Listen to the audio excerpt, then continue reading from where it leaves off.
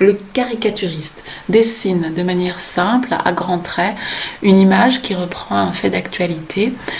Les contrastes, la charge, le fait qu'il en rajoute carirare, il donne du poids, nous amuse. La caricature, elle est dessinée pour le plus grand plaisir des spectateurs. Nous sommes à l'ère de la caricature. Vous n'avez eu aucun problème à faire le premier travail d'analyse que je vous ai proposé. Bonjour mes élèves préférés. Vous avez tout de suite dit, cette caricature, elle pointe un problème du système, elle défend une minorité qui n'a pas la parole ou bien qui ne sait pas prendre la parole. La caricature, elle nous rappelle qu'on a des droits chèrement acquis et qu'il faut surtout qu'on reste vigilant et qu'on les garde, ces droits citoyens. Le message, vous le repérez, c'est bien. Maintenant, je vais vous engager à déboîter davantage les éléments de la caricature, à être plus fin. Alors, vous commencez par une description extrêmement pointue de votre caricature. Commencez par les personnages, vous pouvez parler des habits, de la tenue vestimentaire, mais alors vous êtes comme dans un magasin de vêtements, vous dites il porte tel vêtement qui est coupé comme ça, qui a telle couleur, avec tel motif. Vous nommez les accessoires, vous dites un collier de perles, vous dites un galon, vous dites un chapeau pointu. Vous identifiez la référence culturelle.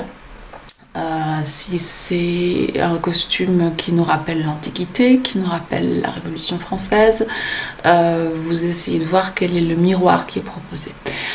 Vous pouvez ensuite identifier la forme.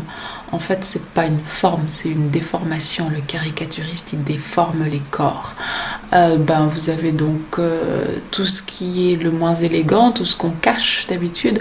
Vous allez avoir des ventres proéminents, des nez surdimensionnés, des yeux excessifs. On a des personnages sales qui sont relâchés.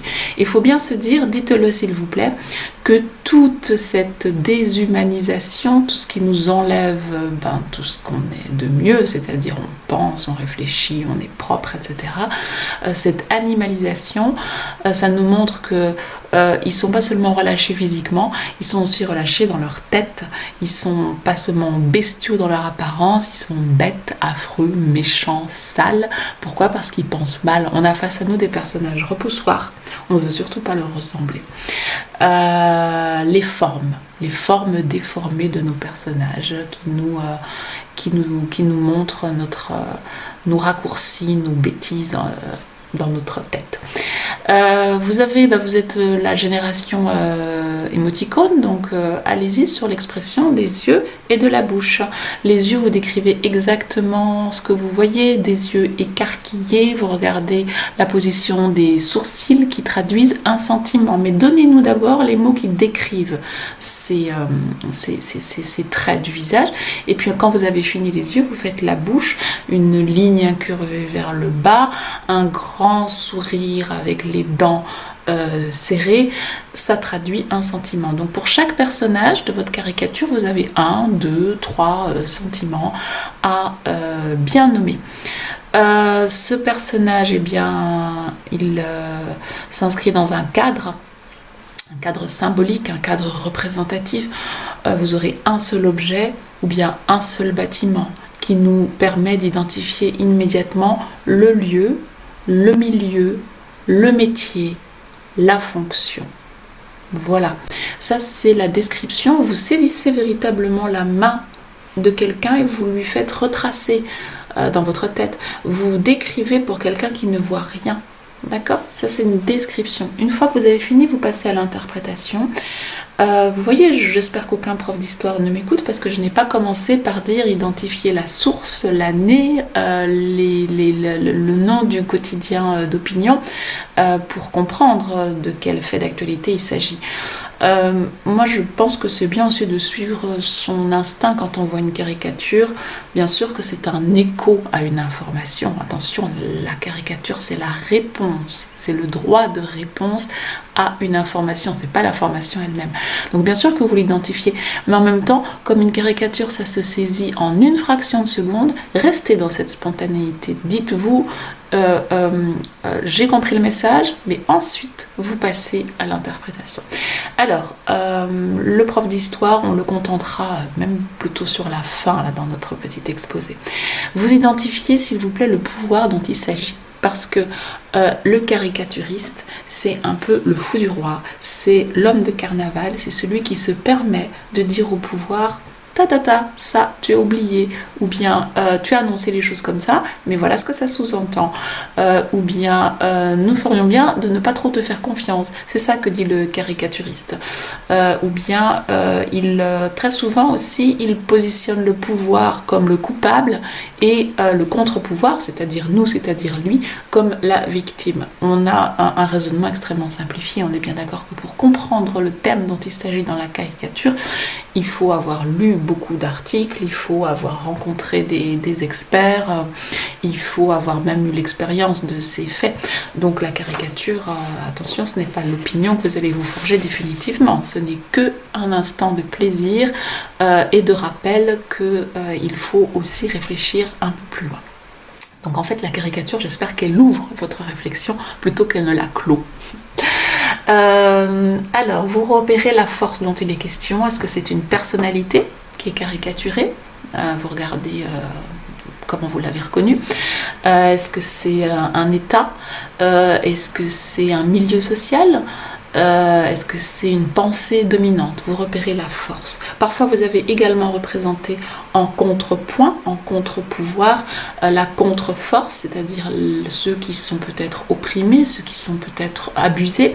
Vous les identifiez aussi. Vous avez un système binaire, manichéen, le bien, le mal. Repérer la force, le pouvoir et le contre-pouvoir, c'est un peu la deuxième partie.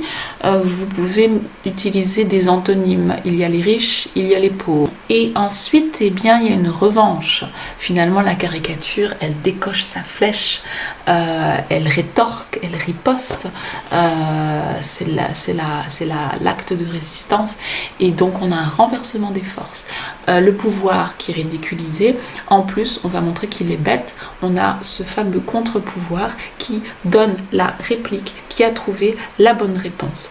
Donc vous identifiez ce renversement de pouvoir qui est jubilatoire, qui est impertinent, qui nous rappelle aussi qu'on est en démocratie. La caricature, elle nous rappelle à nos droits citoyens. On a le droit de ne pas être d'accord. Quand le caricaturiste est très très fort, il arrive à faire se rencontrer deux mondes qui n'ont rien à voir, mais lui, il trouve le point de jonction. Si vous arrivez à comprendre que ces deux mondes sont différents, mais qu'il y a un point commun, par exemple le monde de, je sais pas moi, l'Antiquité et aujourd'hui, quel est le point commun finalement ? Qu'est-ce qui montre que ça n'a pas changé ? Malheureusement. Et quand le caricaturiste est vraiment super génial, il arrive à superposer plusieurs faits d'actualité. Parfois, il critique deux choses à la fois. Voilà, donc vous repérez toutes ces réalités, toutes ces interprétations possibles. Ça, vous êtes très doué en général. Alors, je me prête à l'exercice. Claire nous avait proposé une caricature. Je vais effectuer ce travail. Alors, nous sommes devant une caricature avec deux personnages.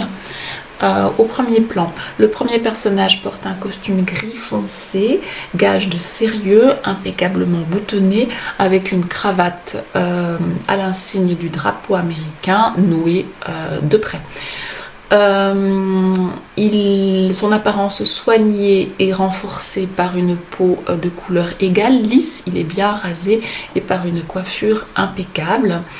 Il porte un attaché-caisse, ce qui nous confirme que c'est un homme d'affaires, puisque l'attaché-caisse, c'est la mallette, c'est l'attribut de l'homme d'affaires. On peut vérifier qu'il travaille dans le secteur de la finance, bancaire, assurance, le monde du capitalisme, parce que dans la perspective de ce personnage, jusqu'en arrière-plan, nous avons une rangée de buildings, de gratte-ciel, c'est une skyline. qui traditionnellement correspond à un quartier ultra-moderne pour un monde ultra-moderne. Dernière confirmation, discrètement au niveau de son épaule, on reconnaît la statue de la liberté. Voilà un homme d'affaires qui a franchi une avenue. On a une barre qui sépare ce quartier des affaires avec un monde différent au premier plan, une circulation dense. L'homme d'affaires a franchi cette avenue, il quitte Manhattan, il rejoint peut-être le métro, il rejoint la sphère privée, il rentre du travail. Et en rentrant du travail, une rencontre inattendue a lieu. Nous voyons un regard étonné. Ça, c'est le sentiment. Pourquoi est-ce qu'il est étonné? Parce que ses yeux sont écarquillés et parce qu'il est présenté de face comme faisant un mouvement sur le côté, comme s'il était déconcentré dans sa trajectoire, avec un regard de côté qui n'ose pas tellement regarder ceux qu'il regarde. Les yeux sont portés sur le côté et on a un sourcil décroché qui nous montre qu'il est vraiment très étonné. Ce profil accentue un nez surdimensionné qui le ridiculise. On a l'impression qu'il fait la tête parce que la tête est très allongée, comme s'il avait des joues très longues, et la bouche est tirée vers le bas comme s'il se mangeait les lèvres, comme s'il se sentait un peu coupable, comme s'il reculait, qu'il n'avait pas tellement envie de voir ce qu'il voit.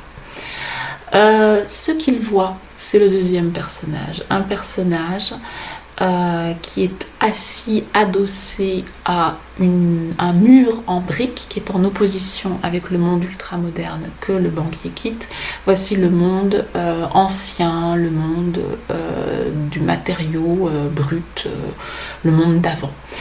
Ce personnage a les jambes allongées devant lui, il est assis sur le sol même, ce qui veut dire qu'il est plutôt dans une position de mendicité. Il porte un pantalon à carreaux et un polo orange sous une veste marron, des couleurs beaucoup plus vives, beaucoup moins conventionnelles, des motifs assez originaux. C'est plutôt la figure du clown qu'on reconnaît ici. Il est présenté de profil, donc sa panse à lui, autant celle du banquier, était finalement masquée par le costume, et les épaules tombantes du banquier qui prouvent que c'est un personnage qui se laisse aller, qui est plutôt peut-être qui mange plutôt qu'il ne fait du sport et qui profite de son argent de cette manière-là. Donc les deux panses finalement des personnages qui sans doute ont le même âge ne sont pas dessinés de la même manière. Le profil du SDF accentue finalement un mauvais train de vie. Il porte la barbe, une barbe grise mal soignée, son nez est coloré parce qu'il se prête à l'ivrognerie, il a un chapeau trop petit, inutile, ou un bonnet sur la tête. On est bien face à la figure de quelqu'un qui ne respecte pas forcément un code vestimentaire social strict. L'expression visuelle de ce clochard il essaye de concerner le passant. Il a les yeux également très grands ouverts avec un regard sur le côté. Il le dévisage, le défigure. Les sourcils sont légèrement froncés en signe de mécontentement. La bouche est entrouverte, signe peut-être qu'il parle. Qu'est-ce qu'il dit? Eh bien, c'est une pancarte qui joue le rôle ici de revendication. Je ne veux pas d'argent. Je veux que tu payes tes impôts. Je ne veux pas d'argent nous étonne, ça détourne finalement l'image de son message premier, puisqu'on avait ici l'impression que c'était un pauvre qui demandait la charité avec un riche qui aurait fait l'aumône dans une représentation assez classique et typique du monde américain où la charité chrétienne est très pratiquée encore aujourd'hui. Je ne veux pas d'argent, il ne demande pas d'argent, il ne demande pas de sous, et la revendication réelle intervient dans un deuxième temps. Je veux que tu payes tes impôts. C'est un message direct. Le contact visuel ici nous place dans un message qu'adresse ce personnage pauvre à tous les riches qui sortent du travail. Il s'est placé de manière stratégique dans un quartier où il peut adresser son message. Alors son message, il refuse le système de l'ancien régime fondé sur la générosité, sur la bonne action, et il revendique un système démocratique. Je veux que tu payes des impôts.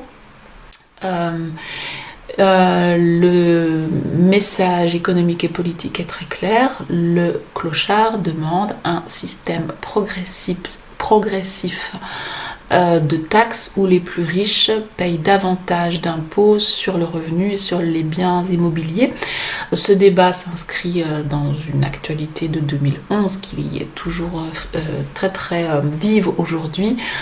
Est-ce que l'impôt sur le revenu doit être proportionné à son niveau de revenu ou pas, et à quel taux?